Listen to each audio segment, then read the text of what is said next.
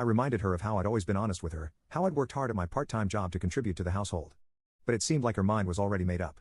I begged her to meet me in person so we could talk face to face. After some persuasion, she agreed, but when we met at a local cafe, Mark was with her. The moment I saw him, my heart sank. He had a sorrowful expression on his face, but I could see the triumphant glint in his eyes. Mark put on a show of being concerned and disappointed in me. He spun a tale about how he had tried his best to take care of me while my mom was away, but that I had become rebellious and started stealing money to fund a party lifestyle. He talked about how he'd noticed cash missing from his wallet and how he'd seen suspicious withdrawals from their joint account. I was floored. Every word out of his mouth was a lie, but he told it so convincingly. He even had fake receipts and bank statements that he claimed proved I'd been taking money. I don't know how he fabricated them, but they looked real enough to fool my mom.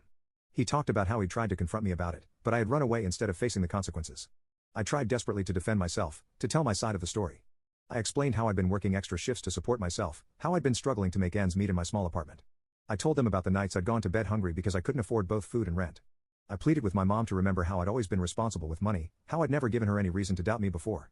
But Mark had clearly been working on my mom for weeks before she returned. He had poisoned her against me, making her believe I was a troubled, ungrateful kid who had taken advantage of her absence.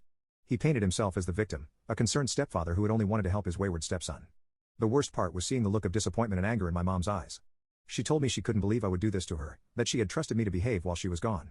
When I tried to explain about Mark's behavior, she accused me of trying to shift blame and making up lies about my caring stepfather. "How could you do this to us?" she asked, her voice breaking. "We gave you everything, and this is how you repay us?" Her words cut deep, each one feeling like a physical blow. I couldn't understand how she could believe Mark over me, her own son. The meeting ended with my mom telling me she needed time to think about what to do next. She said she couldn't have me back in the house if she couldn't trust me. As they left the cafe, I saw Mark put his arm around my mom's shoulders, comforting her. The sight made me feel sick. Over the next few days, I tried repeatedly to reach out to my mom to get her to listen to me without Mark's influence, but she either ignored my calls or replied with short, cold messages telling me to stop lying and take responsibility for my actions. I was desperate. I reached out to a few of my mom's friends, hoping they might be able to talk some sense into her, but it seemed Mark had gotten to them too. They all told me how disappointed they were in me, how they couldn't believe I would steal from my own family. Eventually, my mom sent me a long text message saying she had decided it was best if I didn't come back home. She said she was deeply disappointed in me and that she needed time to process everything. She told me not to contact her for a while. I was devastated. Not only had I lost my home, but I had also lost my mom, the one person I thought would always be on my side. Mark had managed to manipulate her completely, turning her against her own son. The next few weeks were a blur. I threw myself into work and school, trying to keep my mind off the gaping hole in my life where my family used to be. I had trouble sleeping, often lying awake at night replaying the conversations in my head, wondering what I could have said differently to make my mom believe me. My grades started to slip again, and I was at risk of not graduating. It took a concerned teacher pulling me aside to snap me out of my funk. She noticed the changes in me and asked what was wrong. After some hesitation, I told her everything. To my surprise, she believed me. She helped me get in touch with a school counselor and a social worker who could provide me with resources and support. With their help, I was able to get back on track with my studies and even secure some additional financial aid to help with my living expenses. Now I'm trying to figure out my next steps. I'm still in my small apartment, working as much as I can to support myself.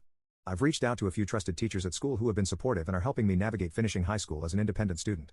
I'm hurt, angry, and scared about the future. The betrayal by my mom stings deeply, and there are days when the loneliness feels overwhelming. But I'm also determined to prove Mark wrong and show my mom the truth someday. I don't know if our relationship will ever be the same, but I haven't given up hope entirely. For now, I'm focusing on graduating high school and planning for college. It won't be easy, but I'm determined to build a better life for myself, with or without my family's support. Thank you all for your support of my original post.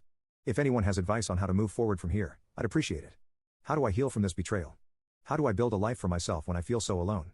Any words of wisdom would be welcome.